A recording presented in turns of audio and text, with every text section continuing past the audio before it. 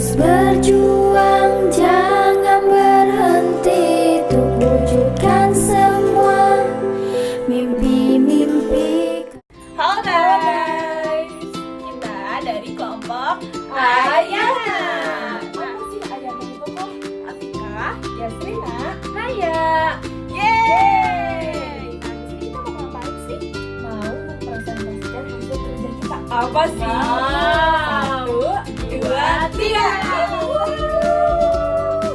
Ini adalah resume psikologi untuk kegiatan sosial. Nah, di sini kita merasum 2 buku. Apa aja tuh? Pertama, foto paper the ready. Nah, yang kedua apa? Tukang kayu Dan pilar kesuksesan. Oke, supaya gak lama-lama kita langsung mulai aja ya dari Photo Papers Ready. Nah, pertama, langkah meningkatkan kesiapan diri itu apa aja sih? Pertama, ada jangan melewatkan kesempatan. Dua, pengenalan terhadap diri, memahami kepribadian. Keempat, menumbuhkan rasa percaya diri dan juga menjadi diri sendiri. Intinya kalian harus love yourself. Itu yang paling penting, guys. Oke, selanjutnya ada isi otak manusia. Jadi aku bakal jelasin kayak singkatnya aja ya. Jadi isi otak manusia ini ada 3. Ada neokortex, ada sistem limbik, dan juga otak reptil. Nah, untuk tahu penasaran lebih gak sih? dalamnya, Kalian ya. baca aja. Dan nanti kita akan liatin si foto ininya. Betul Gitu. banget. Oke, selanjutnya ada cara meningkatkan EQ. EQ tuh caranya adalah lewat kesadaran diri, lewat pengaturan diri, lewat motivasi dan juga empati. Nah, selanjutnya nih hubungan emosi. Gimana Kak? Apa sih hubungan emosi dengan kualitas belajar?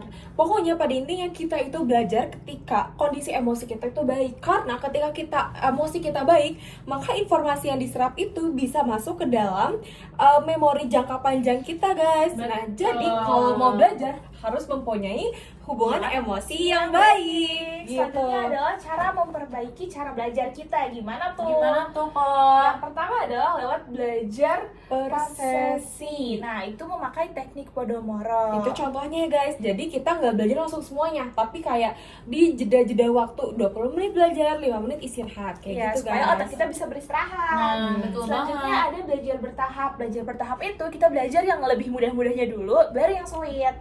Terus ada selanjutnya ucapkan dengan keras, mencari kaitan, konsentrasi, dan terakhir kita harus Ulangi. Oke, selanjutnya ada variasi kecerdasan. Yang pertama adalah kecerdasan linguistik, di mana itu tuh mengolah kata-kata. Yang kedua ada visual atau spasial, yang di situ kita Gambar. belajar pakai gambar. Yang ketiga ada matematis atau logis, yang belajar lewat angka. Selanjutnya ada musikal, fisik, interpersonal, Intrapersonal Dan dan juga juga ada naturalis. naturalis. Jadi kecerdasan itu gak cuma matematika aja, gak cuma satu doang, Ya, tapi betul. ada banyak dan yang itu perlu kita ulik, gitu guys. Oke, Iya. nah ini kesimpulannya nih. Nah, jadi cara memaksimalkan potensi otak ialah dengan berpikir positif.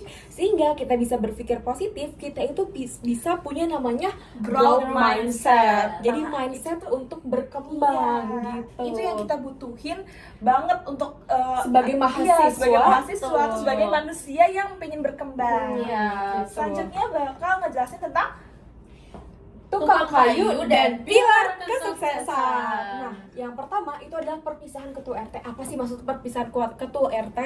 Kayak makan-makan kah? Nah, jadi di sini itu ada sebuah cerita dan itu tuh ada kesimpulan dan hikmahnya. Nah, biar nggak terlalu panjang-panjang banget, jadi kita langsung aja sebutin hikmahnya. Nah, jadi hal yang paling diminati manusia adalah segala sesuatu yang berhubungan dengan dirinya. Karena semakin kita paham diri sendiri, makin paham eksistensi hubungan dari manusia lain gitu guys. Nah, yang kedua, gimana sih cara meyakinkan orang lain gitu. gimana Yang tuh? pertama, lawan bicara itu harus mengetahui konteks yang kita bicarakan gitu. Oh. Tadi namanya proses mengandalkan pikiran. Nah, yang kedua adalah hukum harapan. Oke, langsung aja kita yang ke bawah yang kuning ini. Gimana sih cara kita membantu orang lain dalam kebutuhan citra dirinya gitu. Nah, gimana sih caranya? Yang pertama, kita itu harus bisa mendengarkan secara aktif semua pembicaraannya. Jadi penuhi kebutuhan untuk disetujui gitu guys. Yang kedua ialah mintalah bantuan. Yang ketiga minta nasihatnya. Yang keempat ekspresikan perasaan kita yang sejujurnya.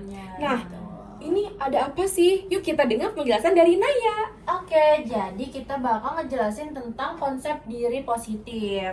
Nah, apa aja sih konsepnya? Nah, jadi di sini aku nggak bakal ngejelasin semua karena itu bakal membosankan Iya, dan dan terlalu banyak banget. panjang. Iya. Jadi kalian nanti bisa baca aja. Nah, aku di sini bakal ngejelasin 3 poin. Yang pertama, ia meyakini betul nilai-nilai dan prinsip-prinsip tertentu serta bersedia mempertahankannya meski menghadapi pendapat kelompok yang kuat. Nah, yang kedua, mampu bertindak berdasarkan penilaian yang baik tanpa merasa bersalah yang berlebihan atau menyesali tindakannya jika orang lain tidak menyetujui tindakannya gitu. Nah, yang ketiga, tidak menghabiskan waktu yang tidak perlu untuk mencemaskan apa yang akan terjadi di esok hari gitu. Terus selanjutnya Ada potensi fisik. Nah, betul banget. kalau penampilan diri itu adalah resume yang nyata terhadap diri kita sendiri, dan manusia itu cenderung menilai covernya terlebih dahulu. Nah, jadi dalam komunikasi antara manusia itu bisa terdiri dari 10%-nya kata, 35%-nya emosi, 50%-nya adalah visual atau fisik, dan 5%-nya adalah variabel lain. Jadi, potensi fisik dan penampilan itu dalam komunikasi itu mendapatkan poin atau persentase yang cukup besar dalam komunikasi manusia. Nah, terus ada yang namanya dikejar anjing galak. Siapa sih yang mau dikejar anjing galak? Riri! Gak mau ya guys, gitu. Nah, potensi dikejar anjing galak itu adalah sebuah cerita, dan di situ tuh disebutkan ada yang namanya intuitive ability. Nah, itu apa sih? Apa tuh? Nah, kemampuan yang keluar ketika kita itu merasa dalam kondisi yang takut atau terdesak gitu guys, gitu. Nah, yang terakhir itu ada namanya pemuda yang bingung. Apa tuh, Rin? Bingung. Nah, di sini para pemuda pada bingung gak sih? Bingung. Karena belum dijelasin. Betul Gitu. banget. Nah, apa sih makna dari pemuda yang bingung? Ialah jangan berburuk sangka terhadap pemikiran orang lain terhadap kita. Dan kita itu harus punya konsep diri positif atau asumsi positif terhadap diri kita sendiri gitu.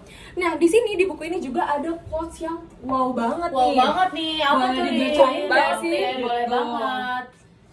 Nah, yang pertama ialah atau kesimpulannya adalah Kita bisa meningkatkan citra diri kita dengan membantu orang lain meningkatkan citra dirinya. Wow. Nah, sekian dari resume hari ini. Terima kasih sudah menonton. Semoga bermanfaat. Kita dari kelompok Ayana pamit undur diri.